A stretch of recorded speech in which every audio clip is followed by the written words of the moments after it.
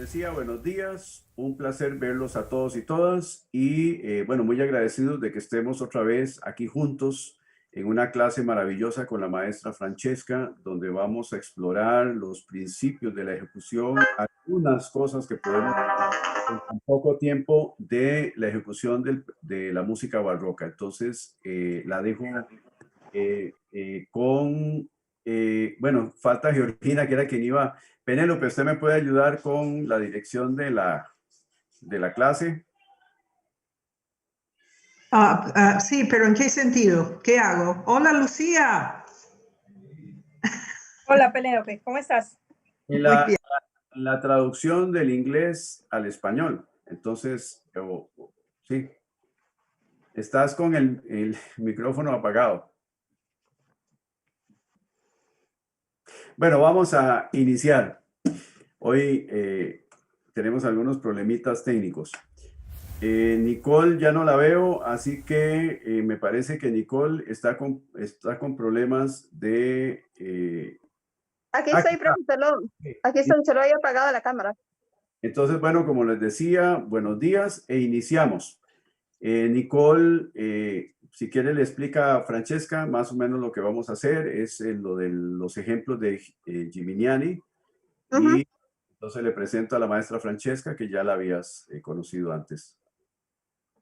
Hola, maestra. Mucho gusto conocerla. Yo soy Nicole Gallego, soy alumna del profesor Randall, estudio en Costa Rica. Bueno, la música barroca es como mi pasión, es a lo que me quiero dedicar, entonces esta clase es demasiado, estoy súper emocionada. Entonces, lo que preparé fueron los ejemplos 1, 7, 8, 9 y 21 de Gimignani. Okay. Le quité la barbilla a la Viola, me dijeron que se la quitara, no sé si está bien. Perfecto. Entonces, Perfecto.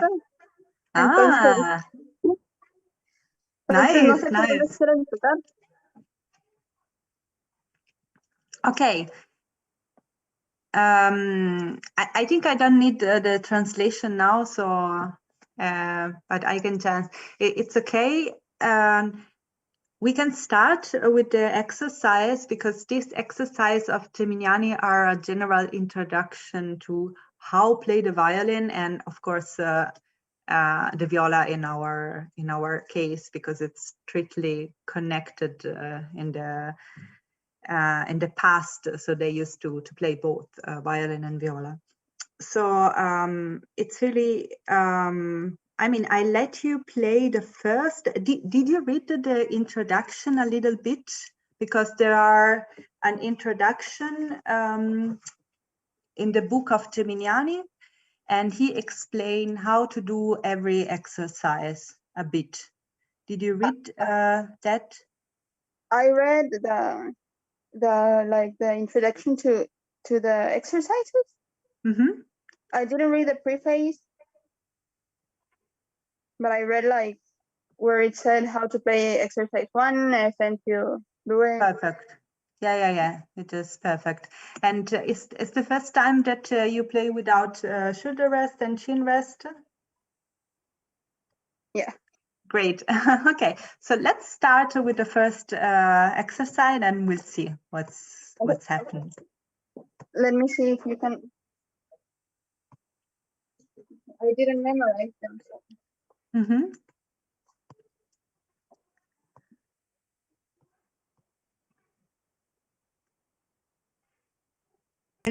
Disculpa, ella es Nicole, porque dice Ingrid, por eso quería preguntar. No, esa es mi mamá, es porque estoy usando el teléfono de ella. Ok, Nicole dijo que es su pasión la música barroca y por eso ella se ofreció para probar tocar sin mentonera, sin hombrera y hacer esos ejercicios de Gimignani que son como generales, como para violín o viola. ¿Le quitó esa parte también? No se lo había quitado. Ah, okay. Yeah. You removed also the. Great. Yeah. If you want, I mean, just trying. And you have to feel comfortable also. So. Okay. So I should start with ejemplo 1. Yes. Great. Just play a couple of notes and we will see. Okay.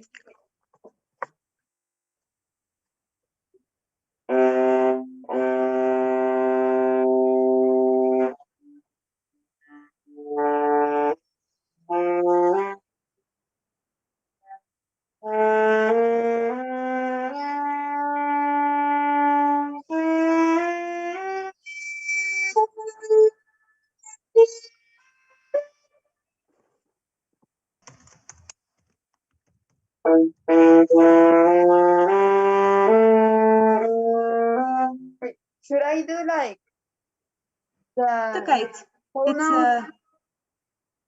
it's enough for now. So I can suggest you a bit how to hold the viola now that you haven't shoulder rest. It was really nice because you look more really confident. So it's nice. And what can I suggest for you? It's to let first, I hear my voice back. You can just leave the bow on the table for just a second.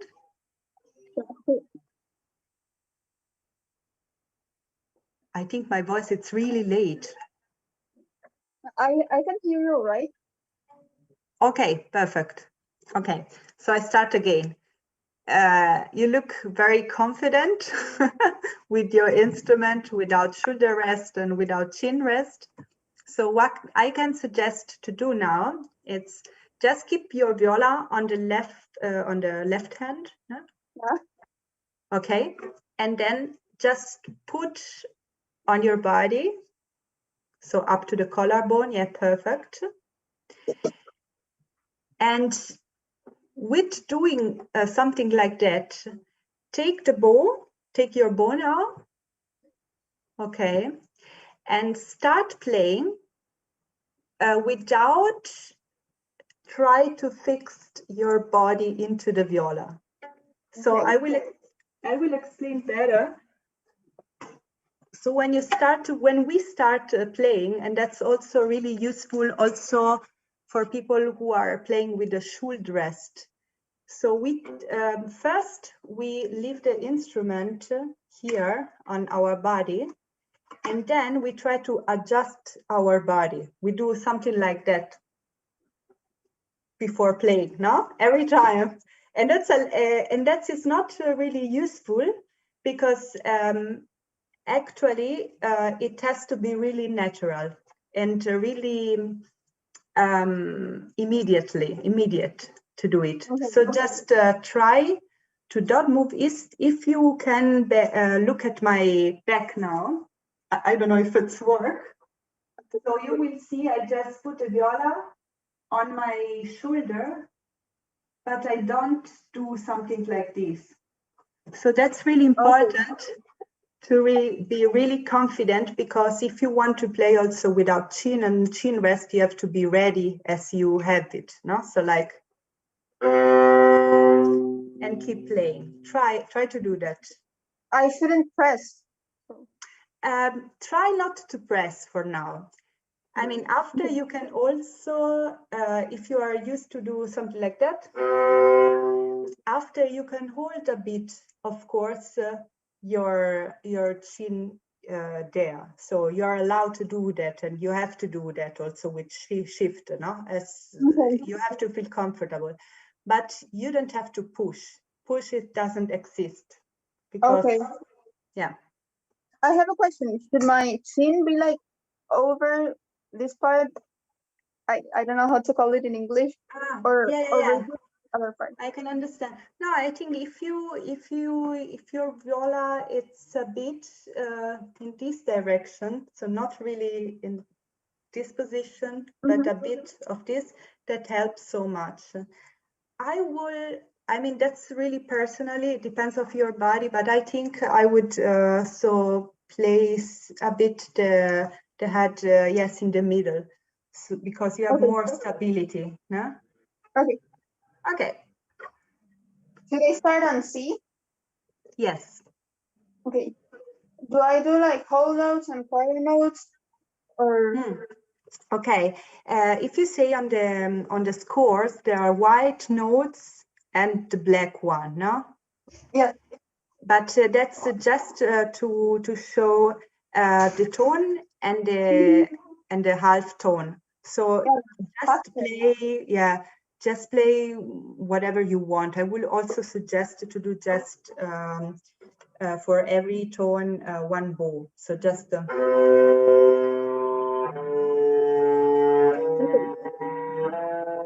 something like this. That. And try not to fix the head. Yes, really nice.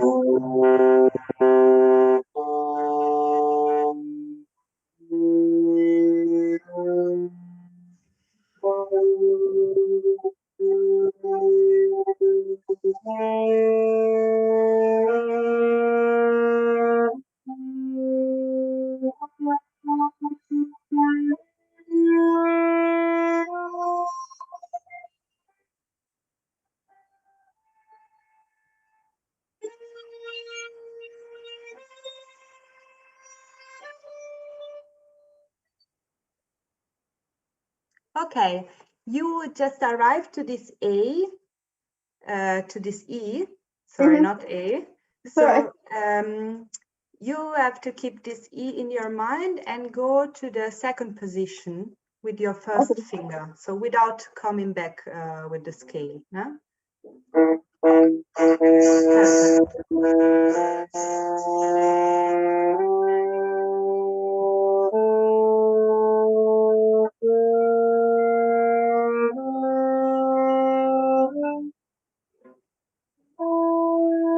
Okay. It's really nice. That's why I'm interrupt you, because we make now more difficult a bit. Okay. We add something. Try to play without moving the finger from the string. So every time that you play, for example, first finger on the string, that you play the second one, the third one, and the fourth one. And leave the finger on the fingerboard until you have to use it again. For example, no? You know what I mean? So for example, you play until the fourth finger, and then you play the first finger on the other note, and then the second, the third, the fourth, and then change. Still in the second position. Yes, on the second position, but of course you have to do this on all the positions that we are practicing.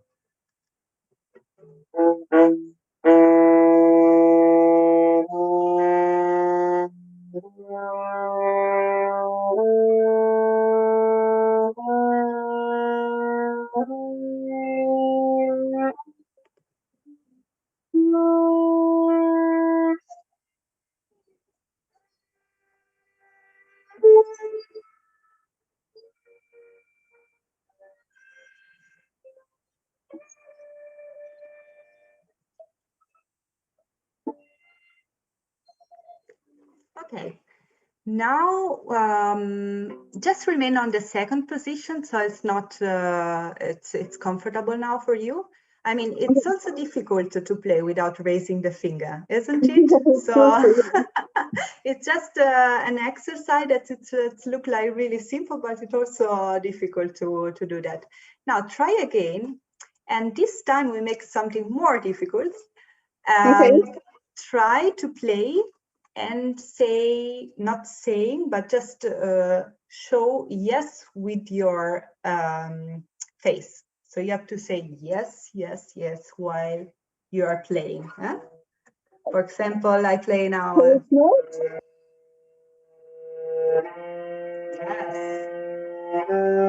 yes, yes. Okay. Going on, and without raising the finger. Okay.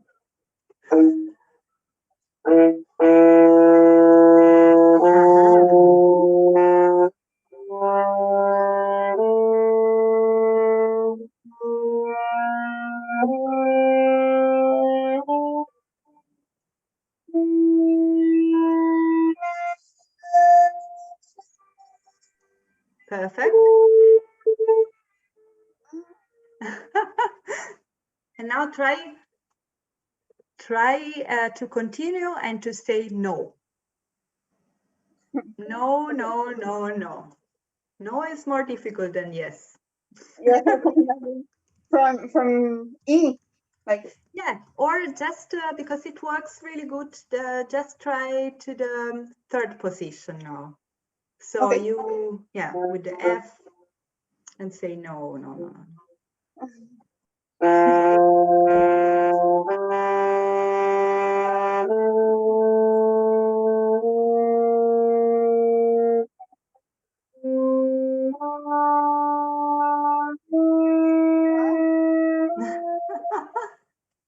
Okay. There are all little things, little information that you can save, and you can then, when you are comfortable at home alone, you can work on it. No? I gave you some variation. Okay, the last one. It's really common when you're holding the viola without shoulder rest and without chin rest. You have to find another balance. For when you play with the modern viola, so actually you have a lot of weight there. And here you're free, completely free, and that's the light part of the viola. In this case, it's not like this. In this case, you have also weight here on your hand, and you have to try to balance that, because otherwise, if you just you are holding just with your body here, it's too much, and it's dangerous because you will do something like that with your shoulder, no? And that it's like it's stuck our body. But you can hold between. It's a balance, because you can just the viola can stay just there, and you can hold while you are playing with your finger. So it's a movement that you can have when you are playing. It's not like you fix it and then you start to play. While I'm playing, you have to find your balance. And when I say you can hold with your finger, it's because you can really play with your finger in a different way, no? For example, without raising your finger, you will have more balance with the weight. So you can hold actually your viola while your finger are not playing, and while they remain on the fingerboard. And for example, you can also try to find a balance, trying to move also this part of your arm in this direction a bit. Yeah. If you do just this exercise, you will understand if the viola is well balanced there. I'm afraid to drop it. Yes, the better thing is to practice that on your bed, for example, because it can happen that it fall down. I am not gonna to lie, but me it's happened just one time. It was really warm and I was sweating a lot. So another things that you can do, you can of course, take something here for have a bit of grip. I use, for example, this plastic thing of IKEA, something like that. And you can put down your. Normally, you use that under your tapete. Under the rug. Yeah. It's kind of rubber. It's a bit rubbery, ¿no? Es antideslizante para poner por debajo de las alfombras. Yes. Sí, ¿cuáles son? Sí, okay. Yeah. So I put it on my shoulder around the viola. Yes, I ran the viola like the viola has here, for example, this button, and you can cut a bit there and just put inside, and then you have it. And it can be also more. At the beginning, I had one that it was more big, it was bigger, and then I reduced for concert or another situation. And now I'm playing without because I have no clothes here. So in the summer I used just to play without because and in the winter within. So okay, try just the last one. Also the first position, it's okay. And try to do this exercise that you move when you are playing, while you are playing. You move.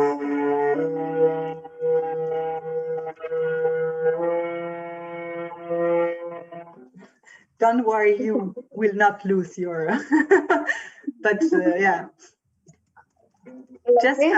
Just a bit, yeah, and it has to be a really slowly movement. Now it doesn't have to be, it has to be just slowly. It just because your body has to wake up and be sensitive, no? Not just, okay, now I'm sticking there. So you have to use all your body for playing. So try to do that. I know it sounds a lot philosophic, but it's so.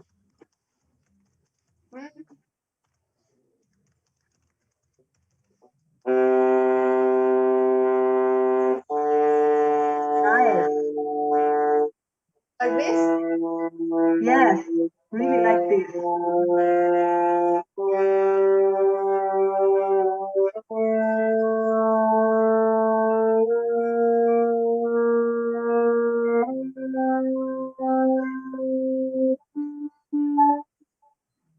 Okay. Okay. Yeah, it's like, you know, it's like when you do some sport, you have always this balance exercise. When you try to stay in one foot and in another, so and with the viola, it's pretty the same because you will know little muscle or articulation that you never know before. Yeah. And yeah. So your body will be really more reacting. And even if after these exercises, you're going to play with shoulder rest or chin rest, your body, it's awake. So it's also really nice and useful if you have to play a modern piece to do this exercise to really understand, okay, if you are doing something like that, you cannot stuck make the sound really not nice. Now the sound has to be free. So the body, it's the first important things in every exercise. Okay, nice. Okay, I think that's the first time. I also wrote some little things that so that you can keep in mind and remember. So I will send you later, for all of us, if anyone is interested, a brief summary of this exercise. Okay, nice. So do you want to try then the D, the exercise D? I don't know which. Yes, I want to try it. Okay, it will be long, but I mean, you have to, if I too long, if I will teach too long, just interrupt me, I would say to Edmundo or the other. So okay.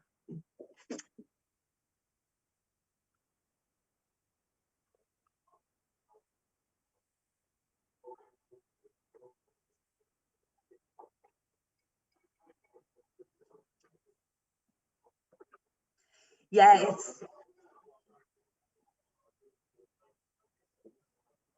no, it's good. We will work about the bow too, and maybe I will understand. I will understand. I will not understand. I answer your question about the bow, but it springs also to play on metal string also with the Baroque bow, I think, just for the shape of the sound. So it's hot. Yes. Not Because here. she did Here like is this, yes. cold. It's cold. And I think that we're almost out of time for the first person. Ah, okay. That's fine with me. Sí. Ah, okay, I was too slow. Se lo sumamos. Yeah. Okay. Yes, just okay. I will. Okay, the number D. Maybe we can do next time. I mean, we can always repeat this masterclass. Is not a problem. Or you can contact me if you have any question about it, because it's a process. So yeah, you're welcome. So on D, the D exercise, I don't know if you have it, is just, maybe I can show to everybody. It's like, oh, the number D, it's there, no? It's, different fingers. Yeah, it shows different ways of play the same note in different position. Yeah. Here you have just to take care to play exactly the same note by rising and falling as the normal shift. And at the end, it must be so easy to do it and so so fast that you even can't hear the twisting. So I will try. I have the modern viola too, so I can. So we have also the same intonation. So if I play the E,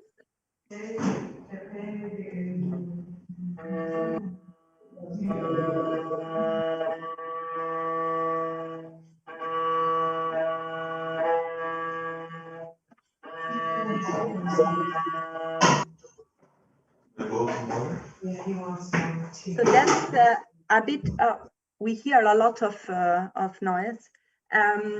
So it's just you switch from one finger to another, and you're switching like in this direction. The finger is like pushing the other finger away. Yeah. Okay. Okay. But And I you can play the viola, right? with you can do it, of course. Also because I mean it's a long questioning about how to hold the violin in a Baroque in a Baroque time. So we have to spend I think 2 hours for doing that. We don't have 2 hours. But anyway, there was people who are playing this way. Geminiani used to play like this under the collarbone, so even down. And but also, if you look at a lot of picture of the 18th century, there are a lot of people playing like this. So they're holding the violin, and so that's why don't worry about it. Just hold, but don't push.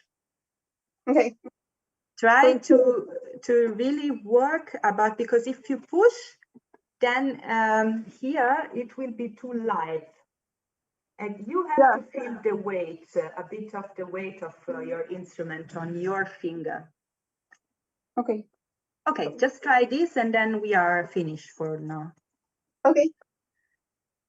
I don't want to drop it.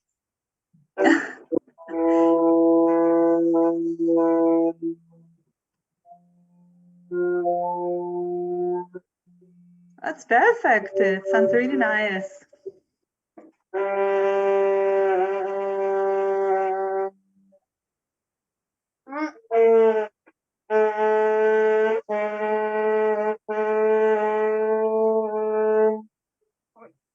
Yeah. Okay. And don't forget the thumb has to be down as you did, but try to don't leave it too far away. So you have to bring your tongue a bit. Okay. You want to go half. Just try, experiment everything, and then call me. Okay. If you need some Thank you help. very much. So maybe Yeah, now, I think maybe it's the 5 minutes are over now, more or less. yes. Thank you very much, Okay. maestra. You're Bravo. welcome. Muy bien.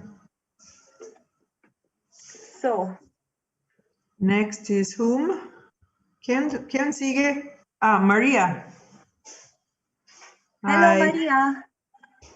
Hola, Hola. ¿Qué tal? muy bien, gracias. ¿Y usted?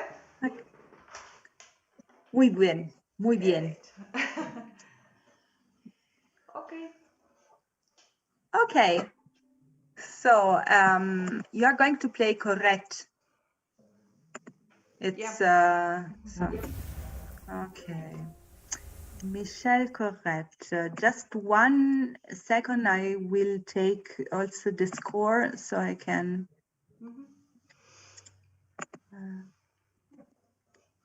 Correct.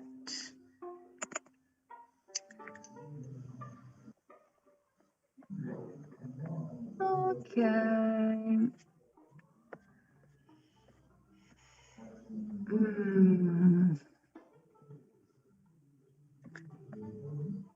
Just 1 sec. So you are playing the first sonata, no? Pam pam. Ah no, the B flat. okay, perfect. Yeah, I have it. I have it. Let's take it back. Okay, perfect. So.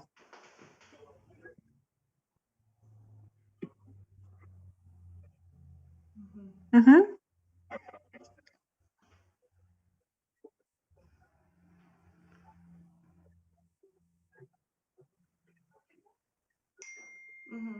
Mm-hmm.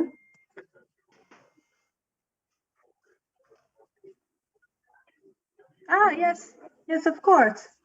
Thank you. So first is intonation, because I was listening to a recording and it wasn't the feeling of 440, and I said, oh my God, there is something wrong. Okay. I am wondering if when you play, which intonation do you use? Do you mean maybe not just intonation, but pitch or? The pitch. Yeah, the pitch. Okay, the pitch and the okay. Yeah, you're right. Now I understand. Okay, yes, yeah. Something was different. Yes, and it's yeah. I receive a lot of comment because people are not used to hear this pitch. So the pitch was 415. Yes, and in Baroque, I mean, it's like it's really important and a center point to just to decide for one pitch, as in the for us the 442 or something, because you have to play in several plays with one instrument on 2 instruments at least. And because I mean, at the Baroque era, there was a lot of pitch, different pitch. It was 415, 430, 392, for example. Yes, yes. And it's crazy to think about it because they change also with region. So region, and there are a lot of organ. So the organ in the church, they just have a certain pitch. they can't change it. And a lot of people with different instruments that just transpose instantly the music sometimes. So one musician played with a pitch and another with a different pitch, and they transpose and then play in the same tonality. So it was really crazy. There was a lot of flexibility that we don't have, of course. But now in the Baroque early music world, or now, we play normally at 4:15, or the Baroque music, or also the late Baroque. And we used to play at 4:30 for the classic period until the romantic. So that's the standard pitch, I would say. Otherwise, you have to change also the string and the instrument. For example, I have now a Baroque viola, just one, because it's really expensive to have two. And I change every time I have to play. If I have to play Mozart, I have to tune. I will tune in 430, and if I have to play Telemann, then I switch to 4:15. But it's just a common rule. It's yeah. Okay. Great. So you're now with okay. Yeah, just play. I will. Okay. I would want to hear from you. Ah, yes, of course. No, it's perfect. It's okay.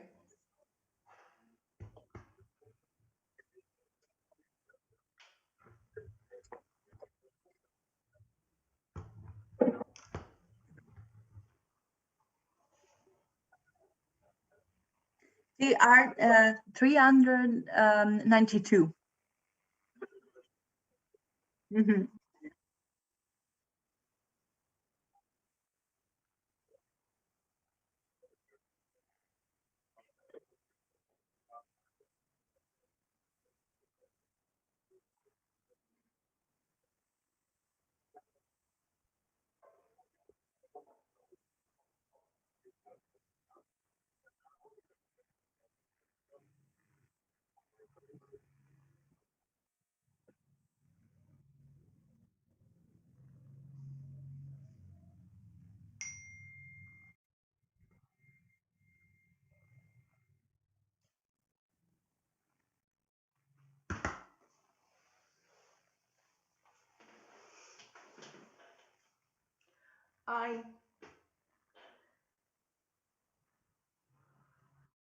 Creo que perdimos el internet.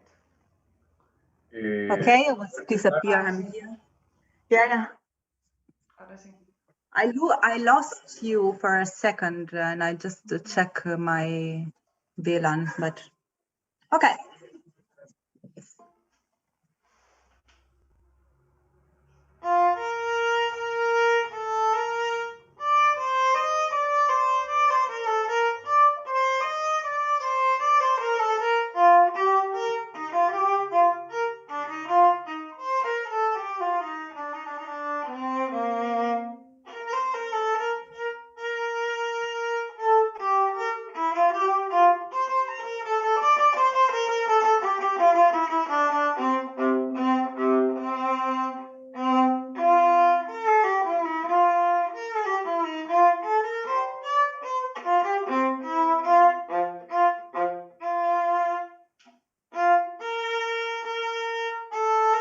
Okay, I just interrupt you just because we doesn't have a lot of time, so I want to say you something.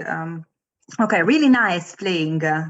Really, so there are a lot of music inside, so I don't have to say a lot of things.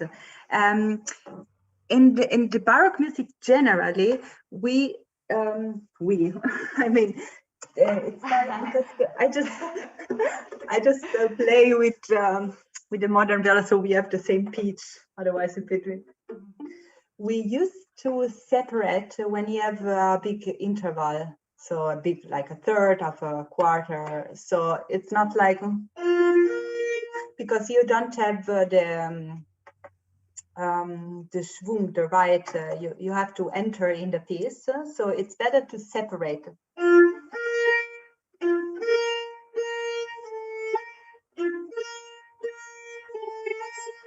To separate not just the first, but because the first is not important, it's just the kick that give you the time to enter in the piece. No? And for the first important tone, it's on the second bar. And it's important, you know why? Because there is this embellishment, and it's a signal. Here there is something more important than before, even if it's the same tone, no? Because you have just B, B, B. So what you can do is short at the beginning, you enter in the string, bit short, that more longer, and then even longer, and then you enter in the string. That gives you a lot of movement. Okay, let's try. Yeah, it's okay.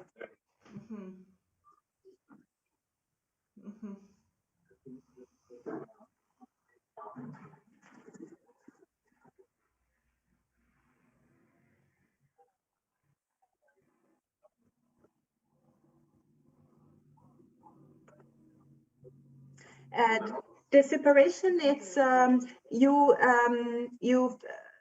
begin short, and then you get more longer with the bow. So the beginning it's just like 1 centimeter bow, and then 2, and then with the appoggiatura.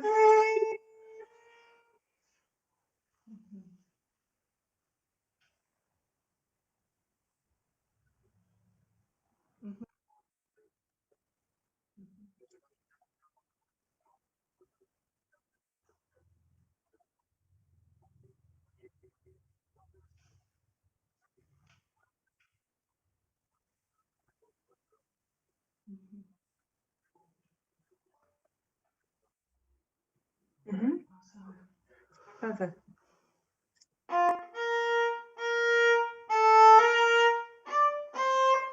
It's really nice. I would suggest you to don't control so much your bow. Let it spring from alone, because it's just you don't have to control so much for doing separate thing. It's just you come and then you let it go, and then okay, with a bit of elbow.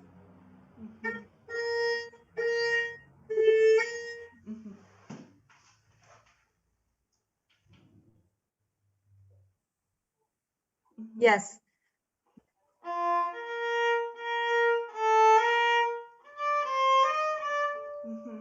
Yeah, really nice, really nice.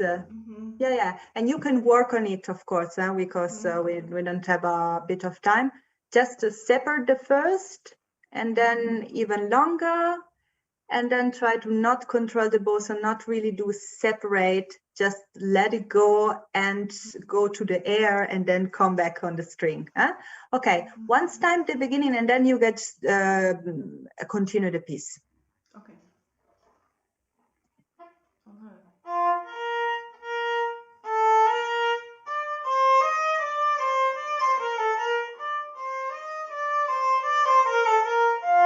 Okay, now sorry for interrupting you so much. It's a really simple music sometimes, especially in Baroque, no? But for that we can really use this simple phrase and to play even different every time. For example, now you have the possibility to do at the beginning a bit more maybe separate.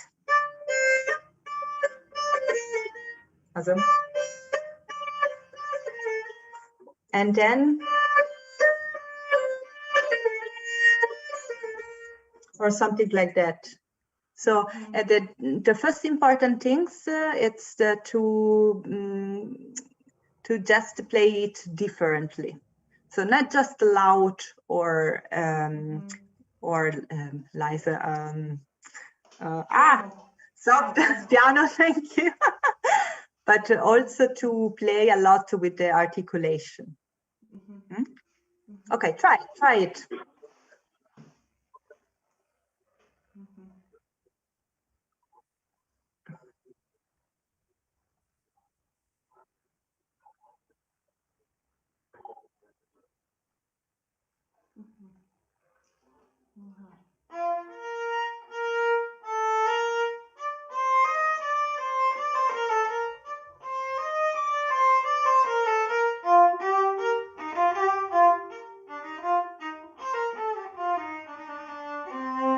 Okay, was really nice. Was really nice because I felt that in a center point you're just getting free with your playing. No, it's really nice, really nice. Okay, I just interrupt you to suggest you to have the trill with the note on the not with the same note, but with a note above. Oh my God, my English has abandoned me. Yeah, under. So. Sì. Sì, è la nota superiore. De arriba. And that you have it when you have, I just have to look at the score. No, before.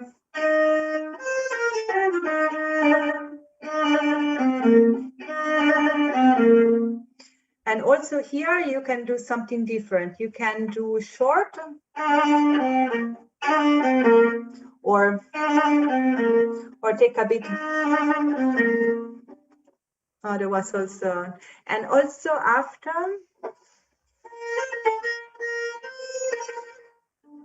Always not a superiority. Okay, from there maybe, from the piano directly.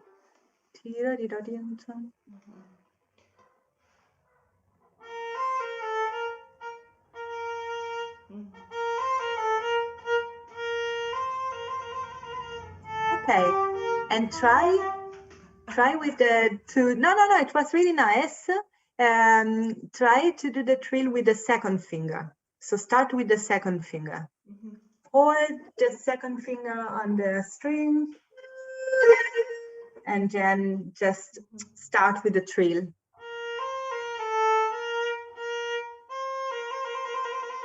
Perfect.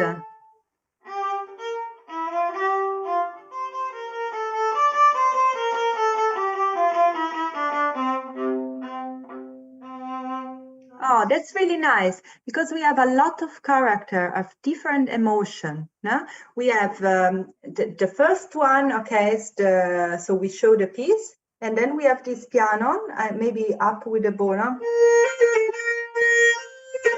It's much more intense. And then here you start to just go through some more, you gave more gas, no? With your car. It's like.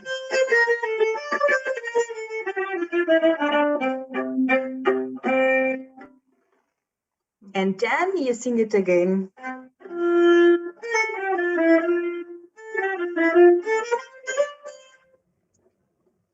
So just giving, okay, from piano, we express this emotion, intense, and then we go to the forte through the forte like da da da da da da da da da da da da.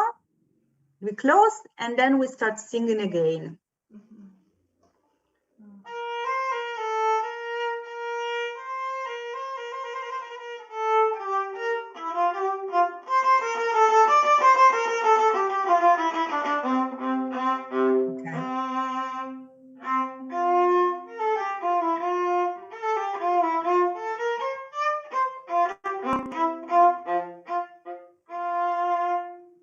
Okay, really nice. Do you want to play? We have 3 minutes. The names of the piece.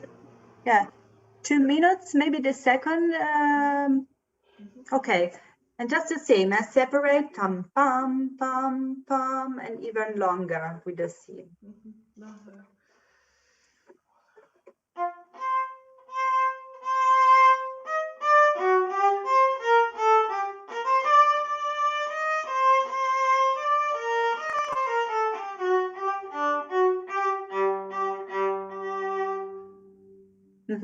Go ahead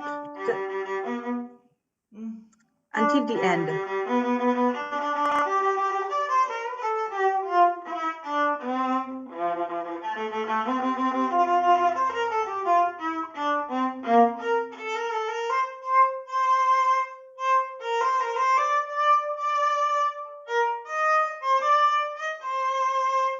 Okay, that's also here. You have this. You can use this this beautiful repetition for express every time a different emotion. So in piano, I would say more softer.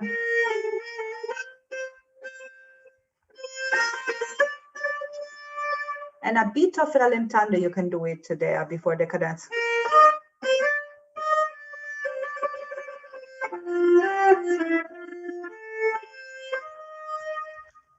Maybe a little improvisation on this cadenza, and then you begin, but just short, like 2-3 notes, and then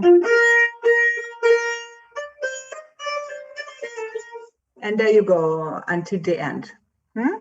So to try to do something really little, like a little tick-a-tick-a-tick. Just try. At the beginning, it's for all it's difficult to improvise or something. But even all the time you see a place like this, like cadenza. I mean, it's like, I mean, it's not really a cadenza, but it's a point when all the two instruments, also the bass, are remain on one note, and you have to do it. You have to do something special there, okay? That's measure 48. That's what do you mean? I didn't understand. Bar 48. She said bar 48. Yes, I don't have the bar, but it's the second page, the second line. Yeah, you have this this little shape on the C, no? At the end of.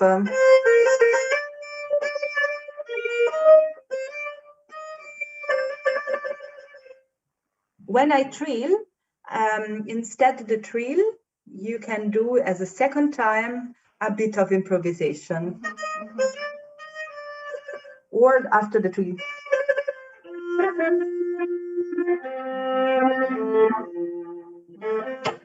And so on. So it has to be short, but okay. All right.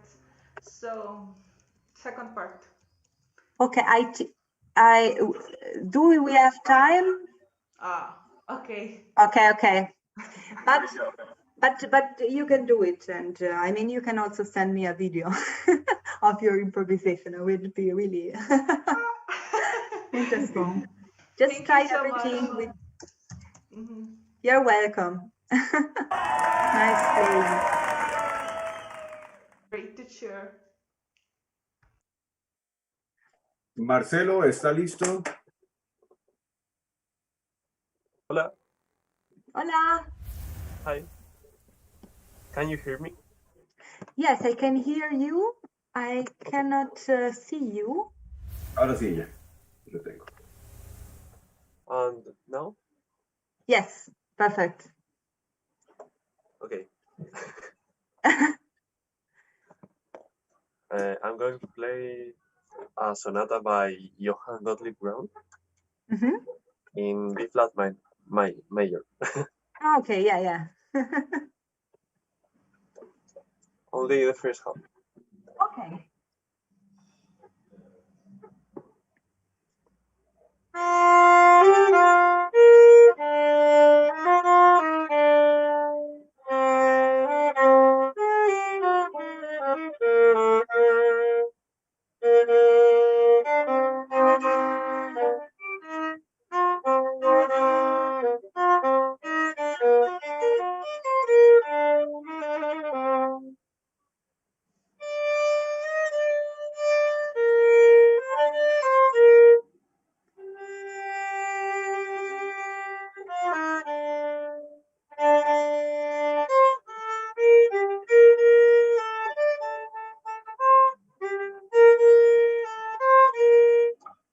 sorry, I lost my glasses. Okay, really? No, because it's happened also to me a lot of time. I used to have glasses too. No, really compliment, because it's, I mean, all the sonatas of Brown are so quite difficult, and it's difficult without an accompaniment to play, because you just doesn't have the second part.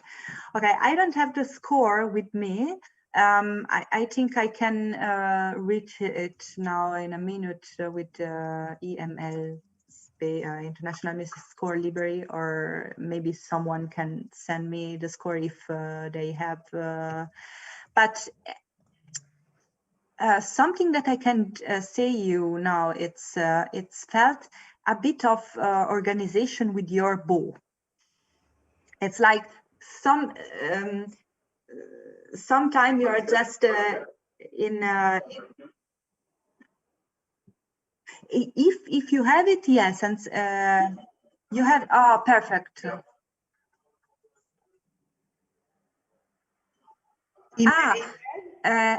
WhatsApp, it will be great, so I can watch it from WhatsApp. Yeah, thank you very much. Yeah. So you have to keep your bow really organized while you're playing.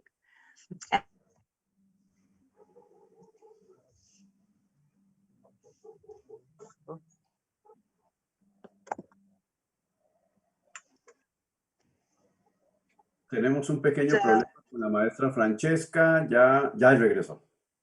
Perfecto, continuamos. Okay. Okay, just try to play the beginning and I will show you what I mean.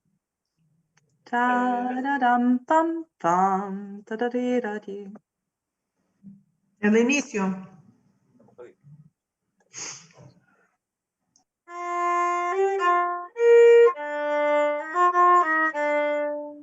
Okay, try to be really soft with the up bow when you have this I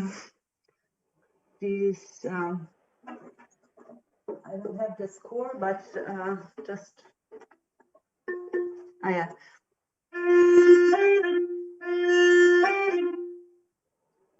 You don't have to feel a bit. That's a bit too much. I exaggerate. You didn't play like that, but try to do the up bow really soft and going to continue the phrase. Like.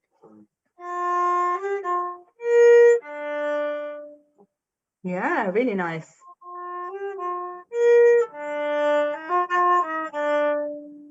Okay, that's really nice. I will play this.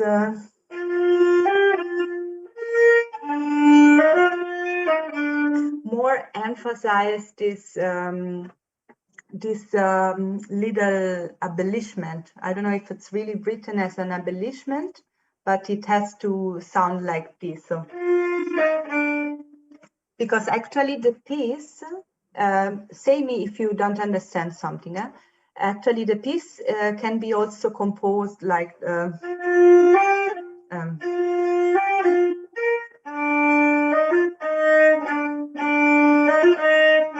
No, but he had this.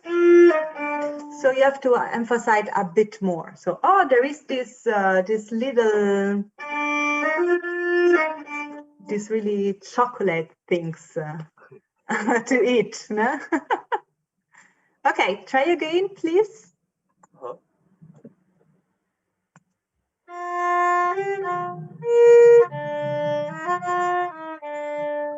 Really nice. Really nice. Okay. You can play also. You can continue to play.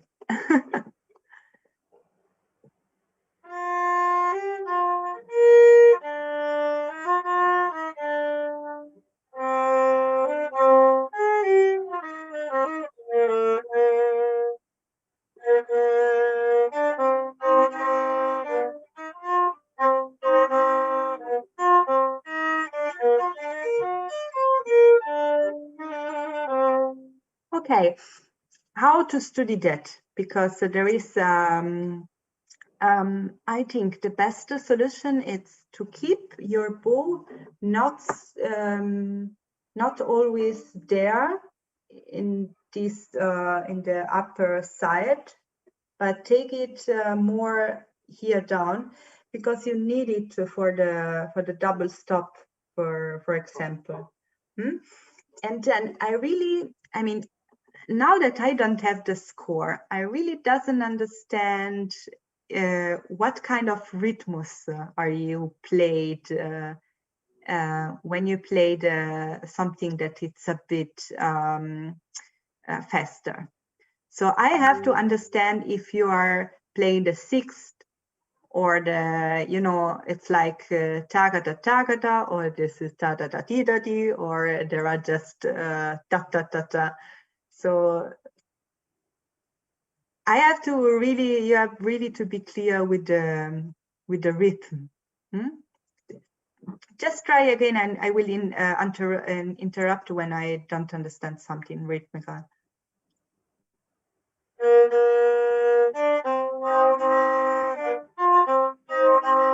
Okay, that's really nice.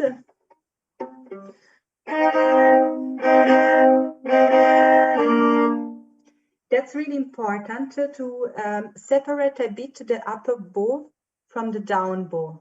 So do not do something like, because the music lose a lot of energy if you're doing like that. It's not like something different. So take more breath.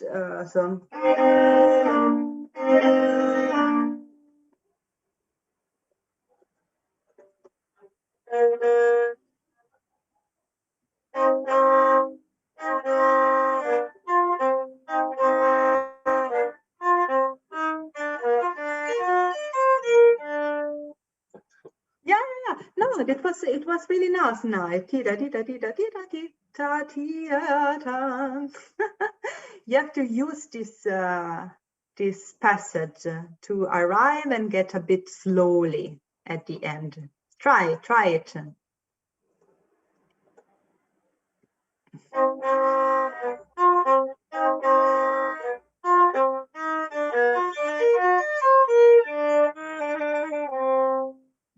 Yeah, more emphasis with as the beginning on, and then here.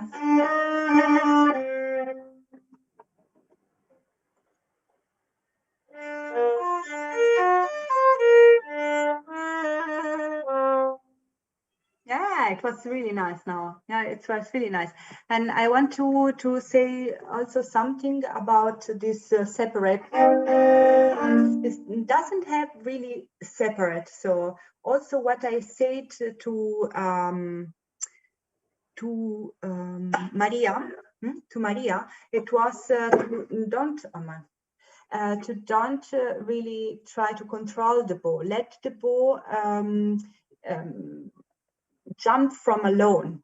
You don't have to control it. Just let it go.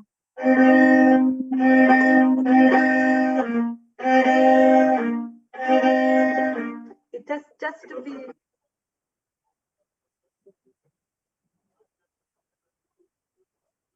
Okay, thank you very much. Thank you very much. You can also try. Yeah. The sensation, it's always a feeling that you have to memorize, no? In something like that. So you have always to memorize a feeling, because otherwise we forgot why we are playing, what we are playing. So it's just the feeling. It's like. So you can also practice just with open string, this movement, to catch the string, some air, and then.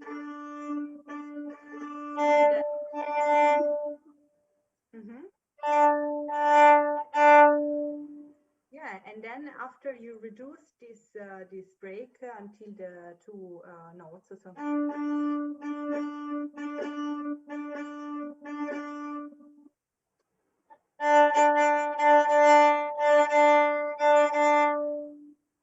Okay. Yeah. So you can just practice like this. Okay. Okay. Just from the beginning again. Now I have also a score. Okay.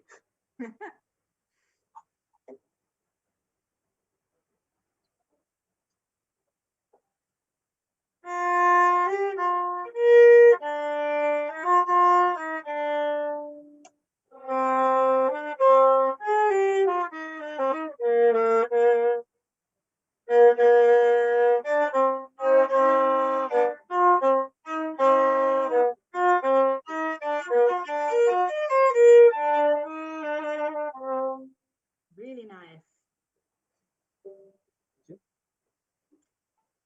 You can continue if you want. You are a bit scared to go to, but don't be scared.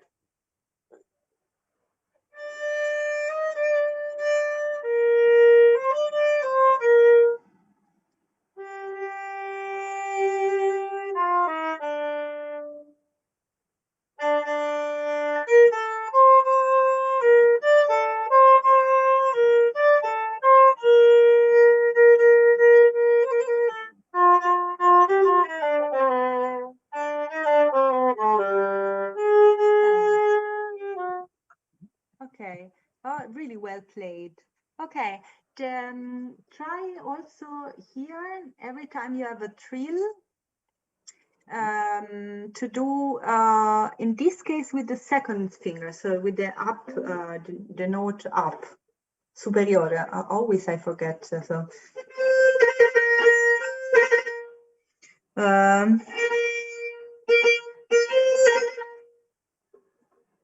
That's more intensive, yeah.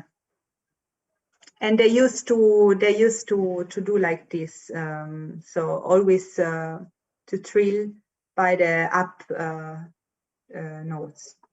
Okay, just try it again. This from bar 20 or 21.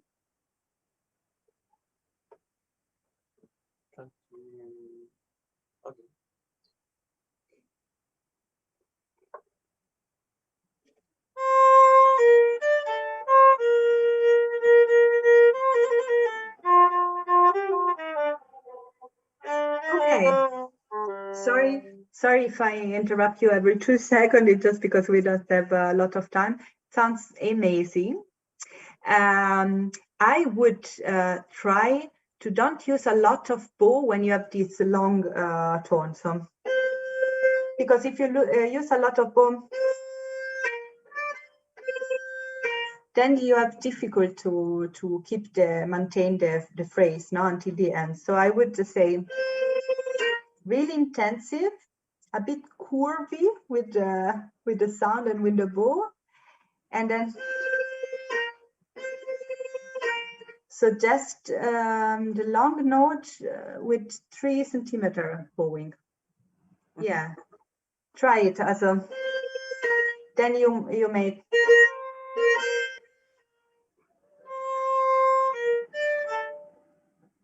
Yeah.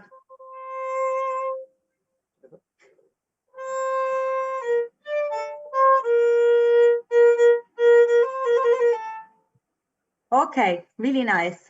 We call in Germany, they say for this kind of bowing, they say wandern. Wander, it's like take a walk. Let's translate like this, because you take a walk with the bow and just also, and then until the end. So you have a lot of possibility with long phrase if you just spare a bit of bow at the beginning. Okay, let's speak about this little appoggiatura that you have in bar 23, for example. I would play a lot without it, just to be sure about the structure. So.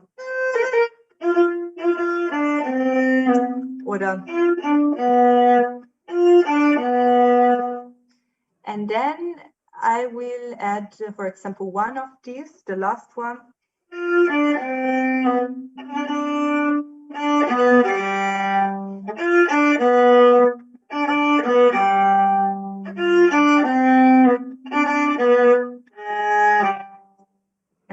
then at the end, just really, really quickly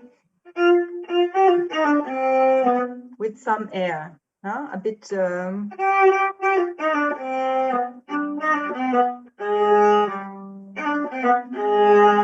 That's an option. You can also play.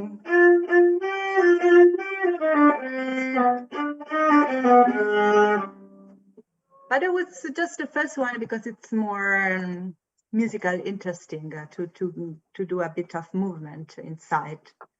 But really, really, don't be lazy with your finger. So like tiki, tiki, tiki, tiki, tiki. Do you want to try again from 2021?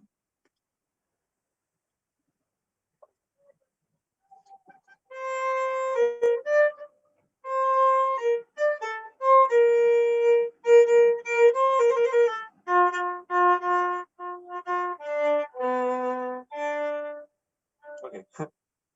Yeah, of course. It's not easy to memorize all the thing. Just to do once just displays without appoggiatura, just the structure to understand.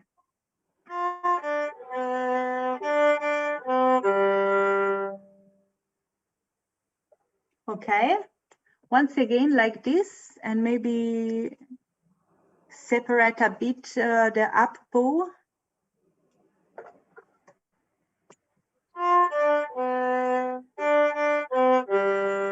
Really nice, really nice. And then now, bum bum pee hum, bum bum bum pee hum.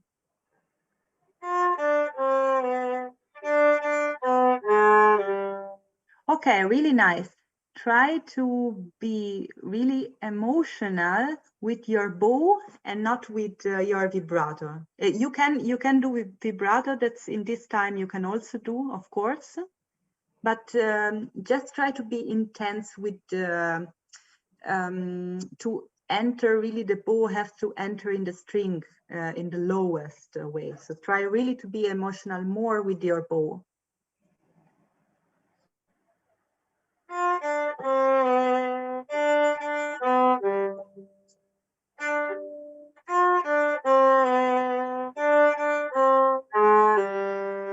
It's really sounds nice, but I understand from your playing that for you the most important tone is the B, pam pam pi hum, because you do a vibrato there, and then you make tam pam pam on the G.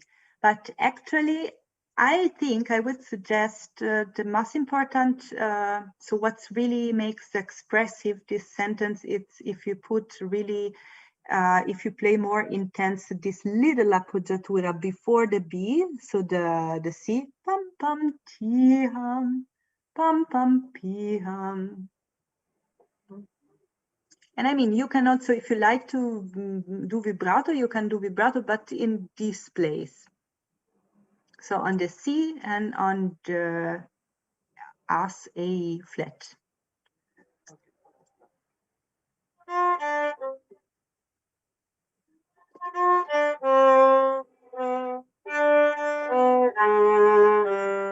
Yeah, without using the tempo, but really, for me, it's help also to memorize something really like with a sensation of the body. For example, if I have to solve in this tone, I would think something like, okay, I'm just really this idea of be relaxed. It's not an accent, it's just like really slowly with the bow. And really you can hear a lot my C, and fast nothing about the B, no? It's just like a minimal things.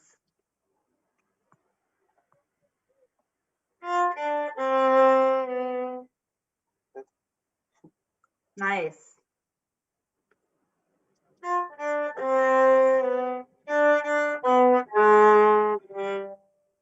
Yes, okay. We don't have a lot of time, but in this kind of music, I think it's really important. You have a moment of rest, and you have a moment when you are really be fast and active. Yeah, thank you. Thank you. In this case, do you have all in the same bars? You have before this active and then really lazy, and then again so it's like it's also a music that it was born in a period of Sturm und Drang. That's before so this movement now that this really like the musician has to really feel the feeling, and there are also a lot of plays in the music of Johann Gottlieb Graun, for example, when you have a different character in the same bars, and so you have to really push on it, so to really show it. So active, and then to rest, and all the trill, the appoggiatura from the note, the upper note, that it comes finally, my English again. And yeah, and really to be expressive with your bowing, really slow, and that's all. Okay, really nice. You have really to continue this. So now, do you have an exam or something you are preparing? Just yeah, okay. Yeah, really nice. Thank you very much.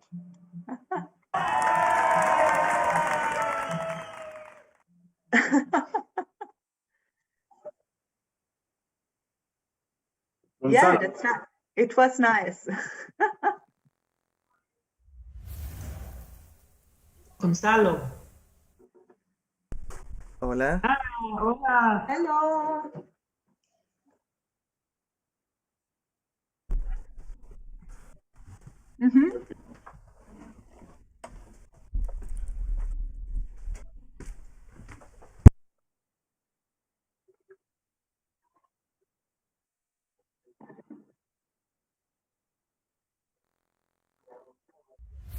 Sturm und Drang, tempesta e assalto. Yeah, tormenta y stress.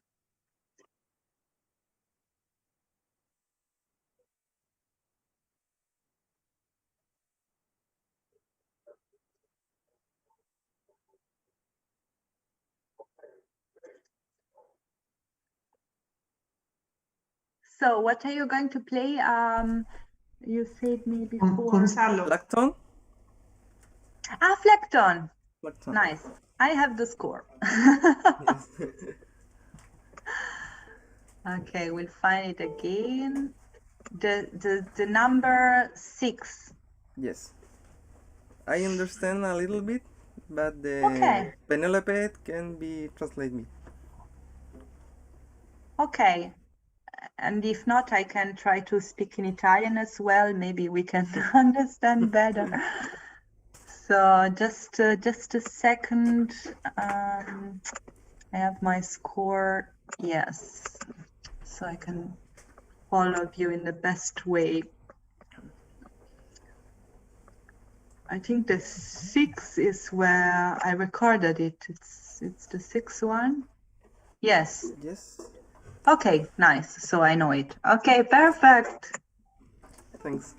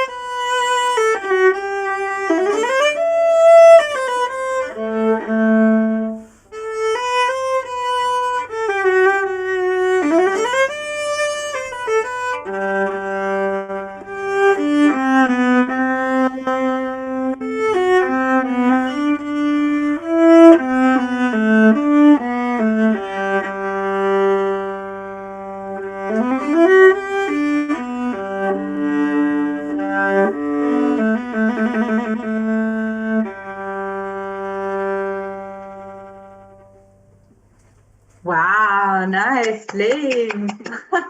Really nice. Love it. Yeah. Okay. Just a couple of things because it's really, really well played. I would try at the beginning. You know what does it mean? This little, I lost the scores. This little sign on the first note. Now there is still this little sign. No? Que mantenga. See. Yeah, that's it's called not really to maintain, to swelling the sound. Inflar. Yeah, so to developing, so it's like developing the sound from the beginning this to the end of the phrase, in this case, or to the end of the notes, We can also try to translate in a really simple way as a crescendo. Okay. Very simple. Because the bass have this moment.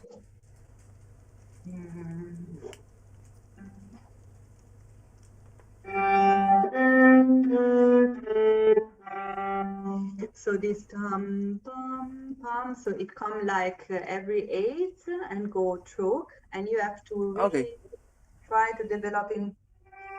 So when you enter, actually, you have not your bass now, no? You have not your harpsichord or piano. But the idea is that you start to play with them, but actually your sound come from nothing and immediately you have it. But at the beginning, it's like, it's hidden from the bass. So like. Okay.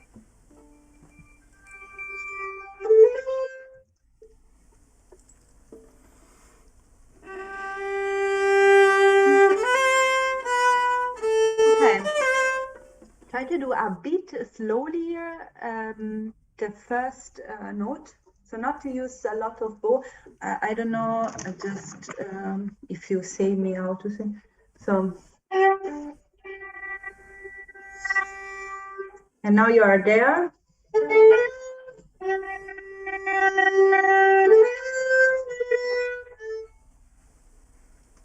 So to do a crescendo, but with minimal use of the bow, not so much bow, otherwise you lose the sound at the end.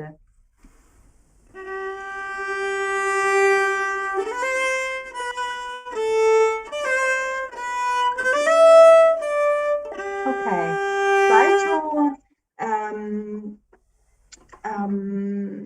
try to do even more shorter, to be even more shorter with the bow.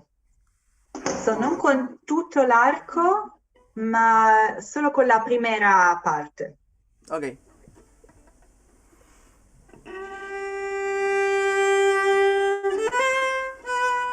Okay, and can you start? It's really good.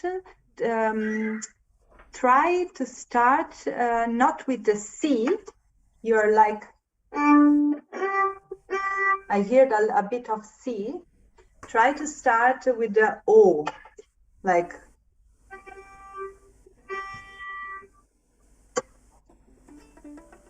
Imagine just a word, no?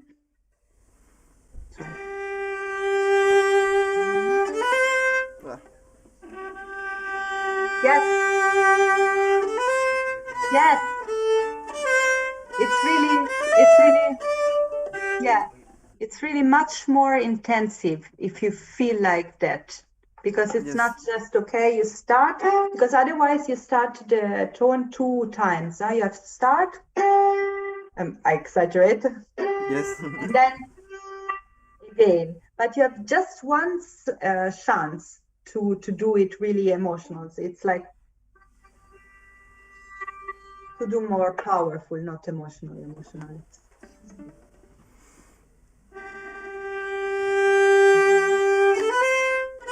Perfect. I just, sorry if I interrupt you, because it sounds really nice. Just to want to say something to everybody, because in Gimignani, we started with Gimignani, and in Gimignani, and also in another, of course, books, they, but Gimignani just explain this science, and it explain also how to swelling the sound, and it's really interesting for you with this sonata of Fleckton to read it in the introduction. I think it can be interesting for you because it really explain how to swelling the sound and to enter in the string without so just with a bit of voice, and then to be more strong and stronger.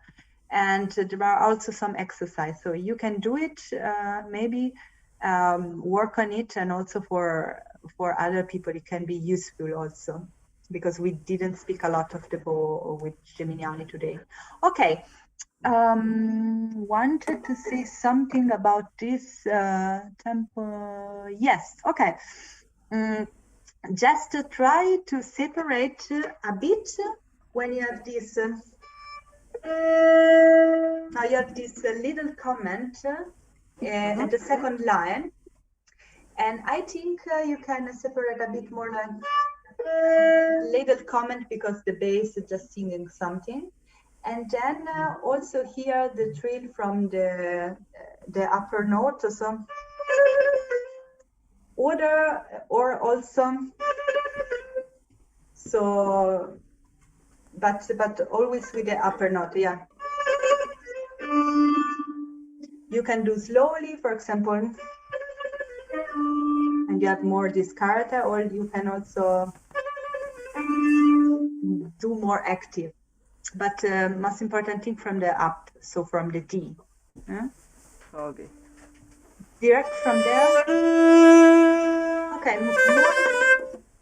more separate here also. Oh, okay, just. Yes.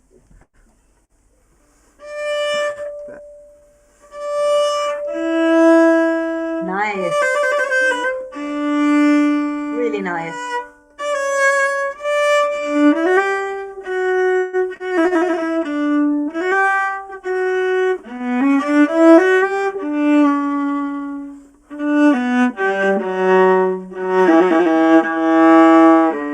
Okay, here try to think the last 2 bars before the end of the phrase.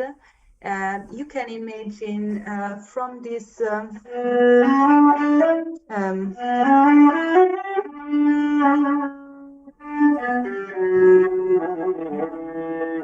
so what I want to explain you, it's you have try to ignore the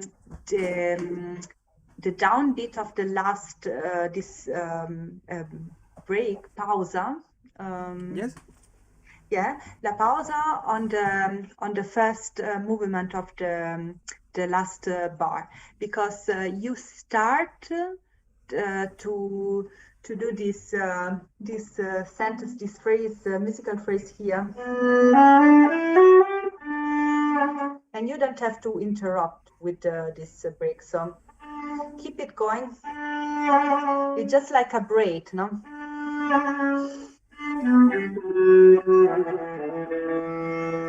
Until there. So that's really important to not break the sentence.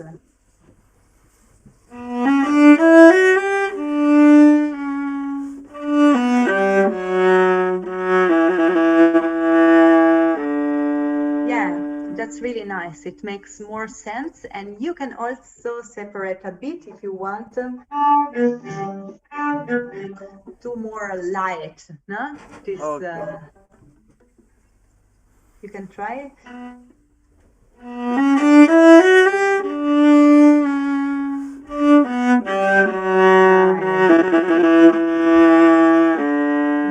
It's really nice, but because it's important to add a lot of color in the piece. More color do you add, and more different you will playing, and it's more beautiful it will be. Okay. You know, I think there are really just one thing that I want to this little cadence at the end, really nice. I think you can also do some, you know, in this piece, I didn't do in my recording, but I think I regret this. So I would improvise a bit more. You have this little appoggiatura in this gallant style, but actually there are some places where you can also add something by your own. For example, the second part, when you have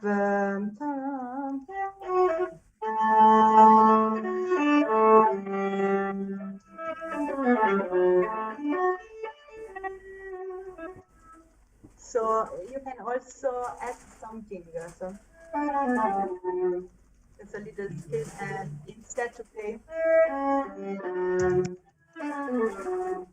something like this, no? It's a little example because you can really do it throughout all the piece.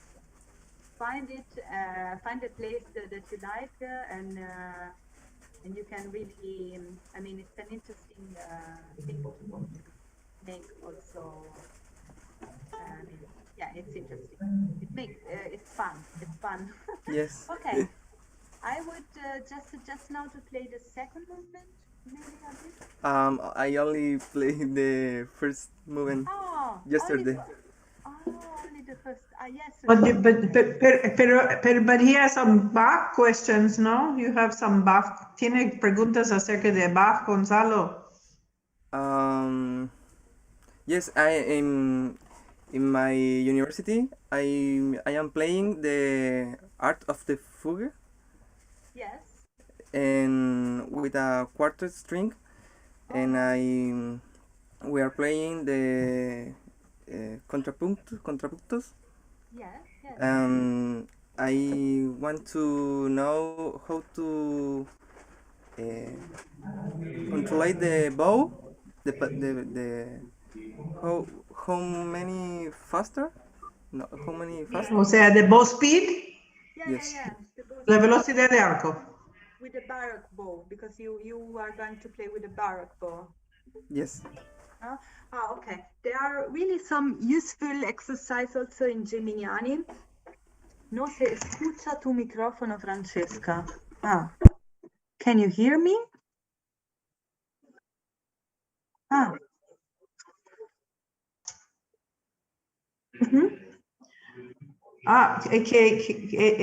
Gonzalo quiere saber si tocando el arte de la fuga en su taller barroco en la universidad, en el ramo, con arco barroco con un cuarteto de cuerdas, y quiere como explorar cómo controlar la velocidad de arco, cómo distribuir el arco y en los contrapuntos.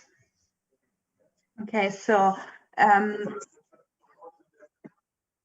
yeah, I would suggest that there is an example. I think there is the 20. It's the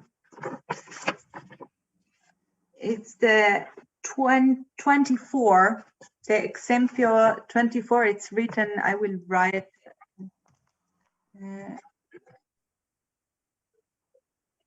Yes, 24.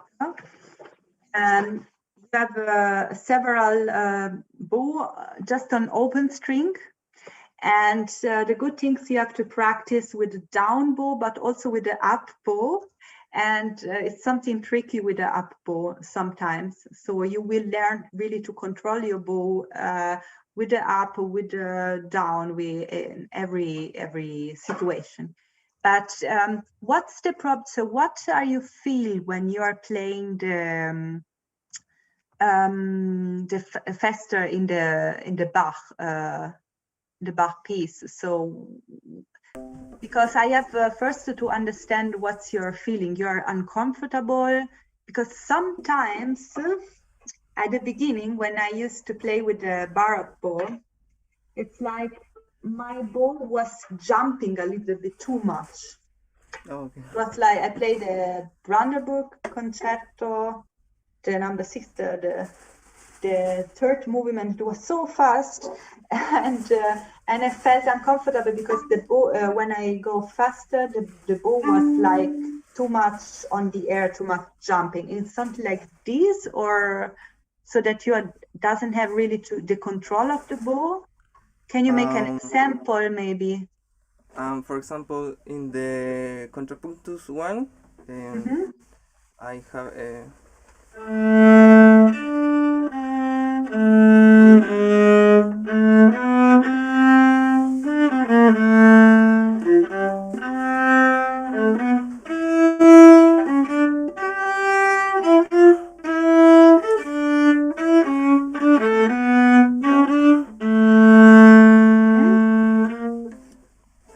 In the up bow, I try to ocupar menos velocidad, quizás.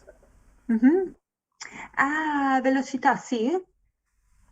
In the down bow, I play with more bow.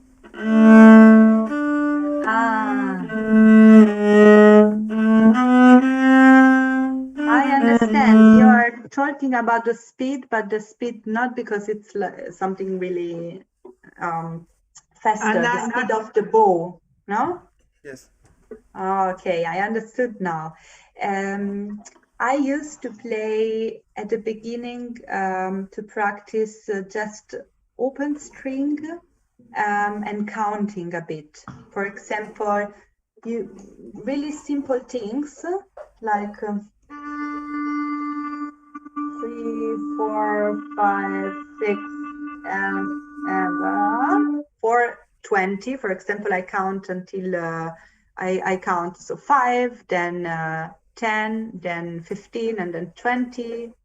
And I go, so you have first to establish this feeling that you can also receive a good sound if you play slowly on the string. Okay.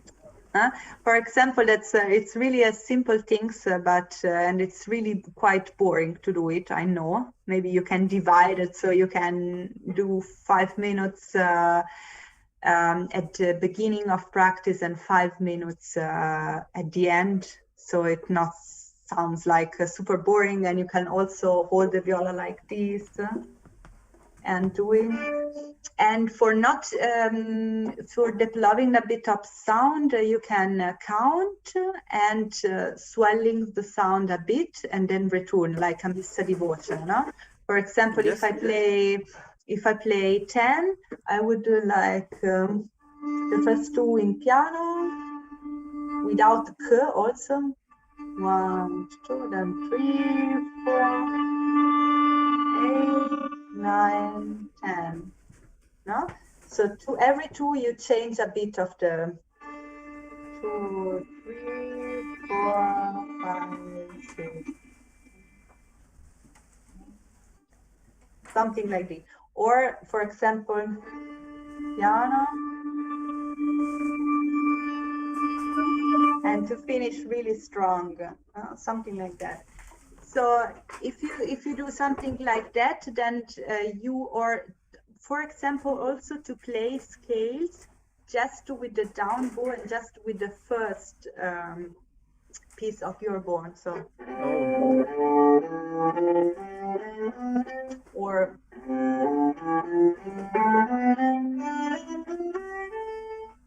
why? Because you have to feel comfortable also with this part of the bow, because actually if you are used to go faster with the bow, it's because you are more comfortable there and you want absolutely to go there. So you have to try to learn to be comfortable also here. So your body will not try to switch every time to this up for the bow. Will be comfortable then, and you are safe also in this part of the bow. That's really important. Okay, you understand. Yeah. Okay.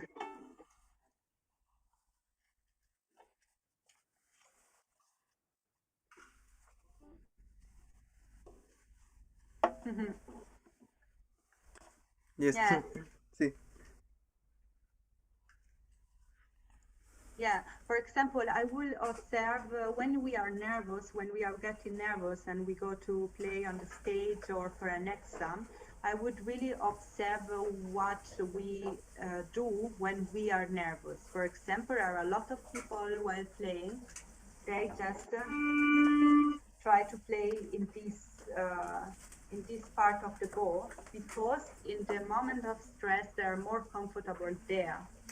And that it can show how to improve ourselves. So, okay, if I'm just comfortable there, so I have to work on it there. And I think also this really to be fast with the bow is just because our body want to be more there in this place. So just keep practicing with open string are the best things you can do, really. I know it's really boring. It's incredibly boring.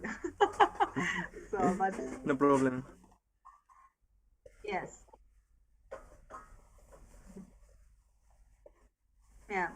I also wrote something about this Geminiani exercise, so I can send you, or I can show maybe, because we are at the end, no? You are the last one, I don't know. So I can show you a brief comment that I made it, because I think everyone can recognize something that we said at the lesson. I want to share something. You have to allow to do that.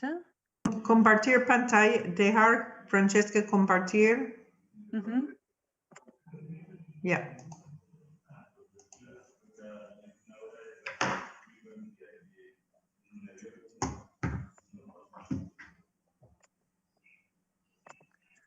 I don't know. Listo, creo que podés.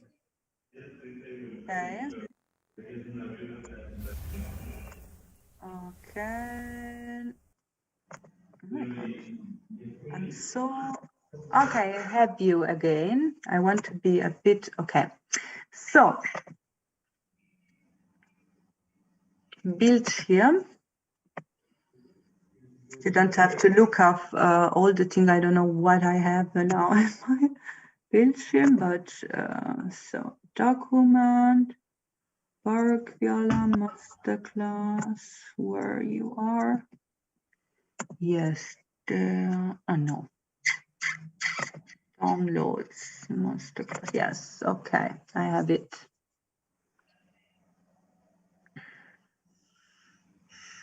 So can you see that? Everyone can see that. So for example, we talk about swelling the sound. That's good for you. So practice swelling the sound with the bow on open string in different shape, as suggested by Tartini in his letter. We didn't have time to read the letter, but the letter it's written in English. It's really interesting. He just wrote how to approach to the violin to Anna Magdalena Lombardini. I don't know. It's so. Yes, from Tartini. I will.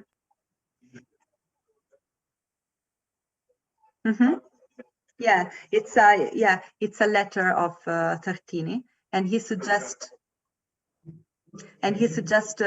how to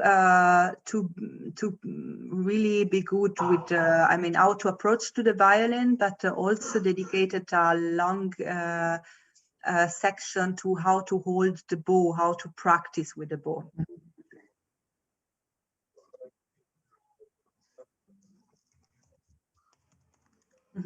And he suggested also open string in different shape.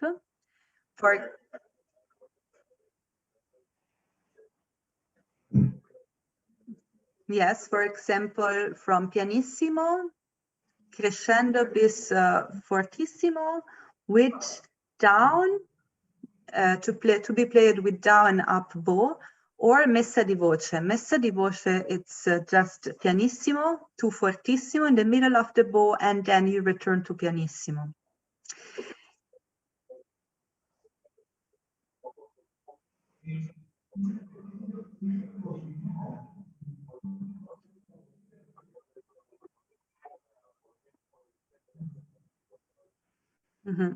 So I would suggest to read this letter if you want really to know more about Baroque bow and how to handle it, or just experiment this two way of playing. So with open string, just count until 20, and you can practice from 5 to 10 to 15 and to 20 with pianissimo until fortissimo, or with messa di voce, so pianissimo until fortissimo, and then you return to pianissimo in one bow.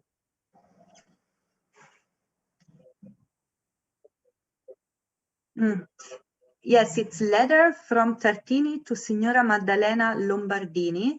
It's on International Music Score Library. I will send on the chat I'm sending it to the WhatsApp. Perfect. Yeah, because you can find, and it's written in English and in Italian, so you can do a mix of both language to understand a bit. And just for the end, so I want to reassume what we did a bit.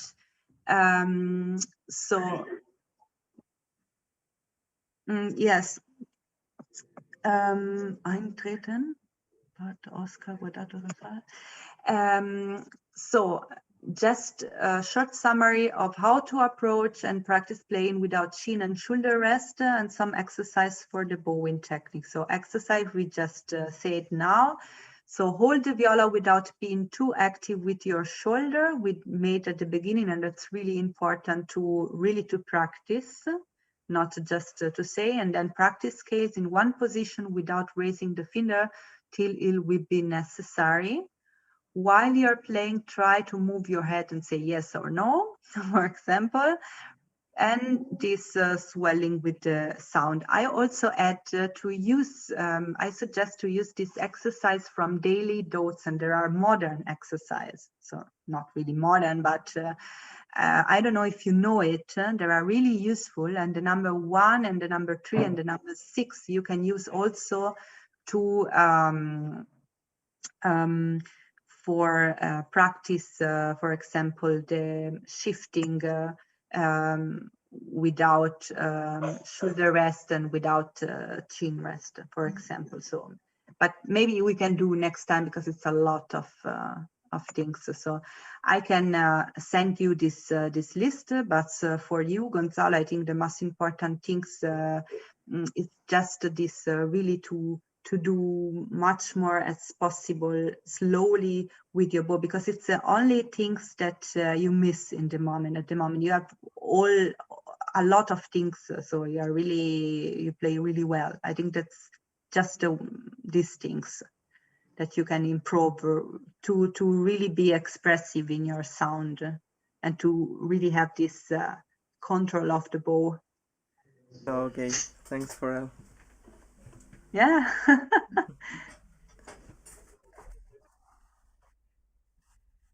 Yeah.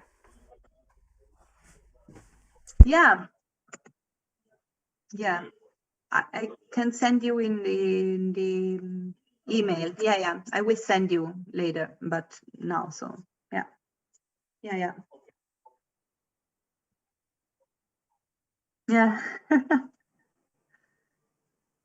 Questions? Anybody tienen preguntas? Hello.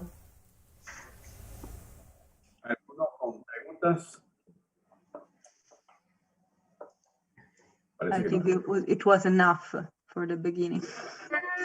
I was shocked about Baroque playing.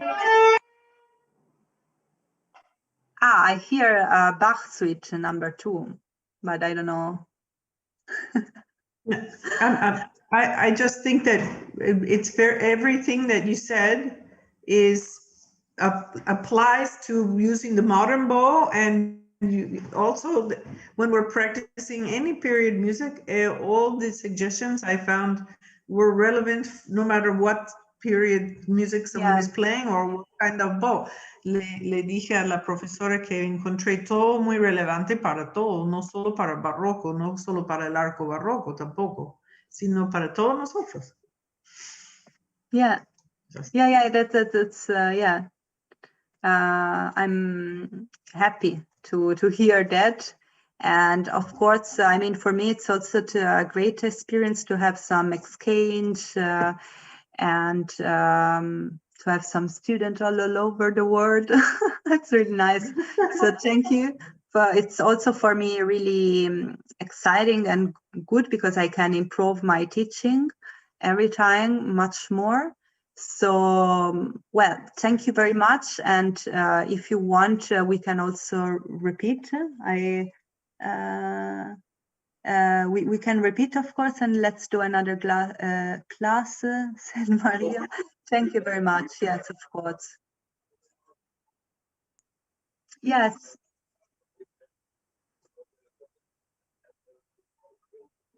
That's a good idea.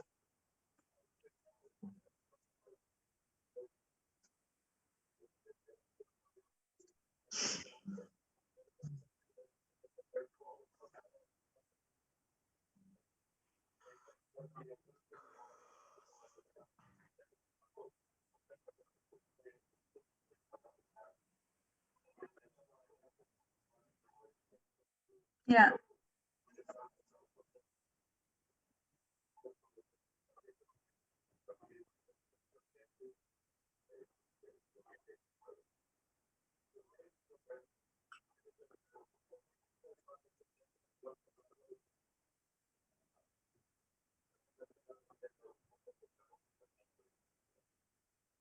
Yeah.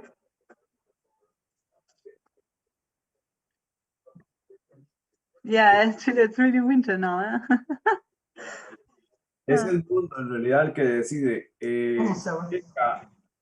Lindísima clase, hemos aprendido mucho. Hay entornos musicales como en Costa Rica donde la música barroca y todos los principios básicos para su ejecución no son muy conocidos. En realidad puedo contar 2 o 3 arcos barrocos. Entonces, aunque hay otras partes de América Latina donde se ha impulsado más el estudio del estilo de la música barroca, para nosotros, los que no tenemos tanto acercamiento, esta clase y las que hemos tenido contigo han sido maravillosas. Así que quiero agradecerle. Realmente los que están aquí de Costa Rica saben que no miento, que es muy poco lo que se conoce en realidad del estilo a profundidad sobre la música barroca, sobre todo el barroco temprano, porque siempre empezamos a hablar del barroco en Bach, sobre todo las violas. Pero realmente muy agradecido, ha sido una clase maravillosa. Quiero agradecerle a todos los que participaron y por supuesto a todos los que nos han acompañado. Recordarles que el próximo sábado tenemos la última clase de esta primera temporada. Como decía Edmundo está decidiendo cuándo empezamos la segunda temporada en septiembre, pero esta clase que viene está totalmente unida a esta. Seguimos en el mismo, y la misma idea de seguir aprendiendo sobre el barroco con el maestro Walter Reiter. Igual vamos a tener una clase donde también vamos a abordar pues este tema. Así que agradecer montones.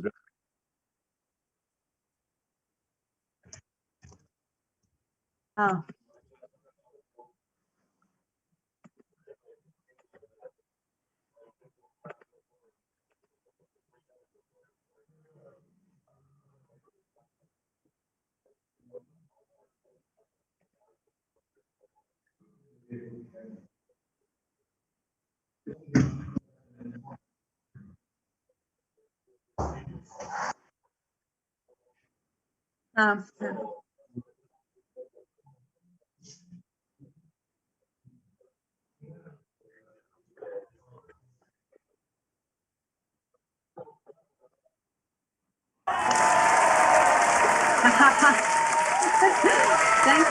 you. Gracias. I have a question. Yes, the last question. Now, how do you recommend take the bow with the hand of the nudes or more up? A bit upper, but not so much. I will show you. But it depends also from the bow. But I would say, well, something like this in between. Maybe. Okay. But Okay. it depends also from your bow. The most important things, and try to keep the thumb between the first and the second finger. So maybe.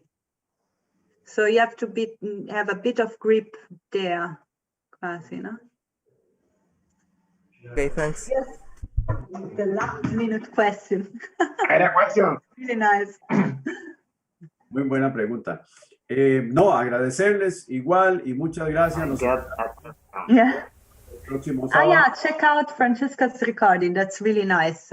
You can, of course, I have to promote my CD at the end. I forgot always to promote myself. But if you want to, but I think most of you maybe just hear from them, but you can, of course, hear.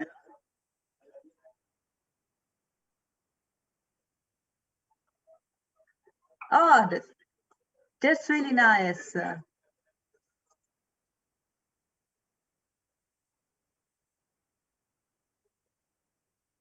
Thank you. Thank you.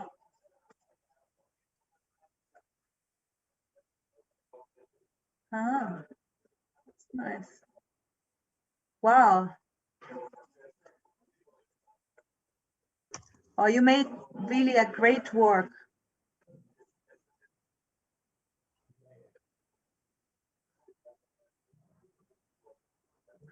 Thank you. Thank you.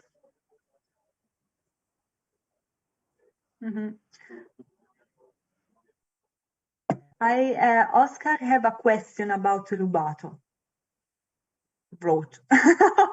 Also last minute question. Yes, I got one. I got a question. Yeah. I cannot I have a see. question. Yes. Can you hear me now? Ah, yes, Oscar. I had a question about rubato. ¿Alguien puede traducirlo? Voy a decir en español, pero quiero que lo traduzcan tal y como lo digo. No de que Oscar dice, mande.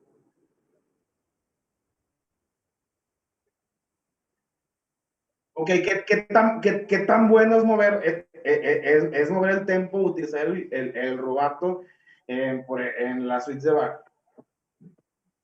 Ah, sweet.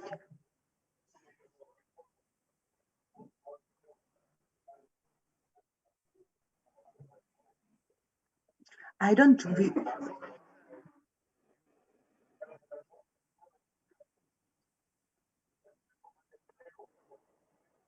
Yes.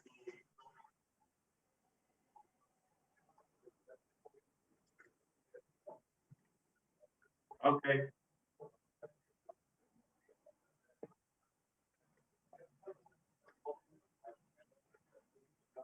Yeah, that's a good idea. Perfect. Yeah.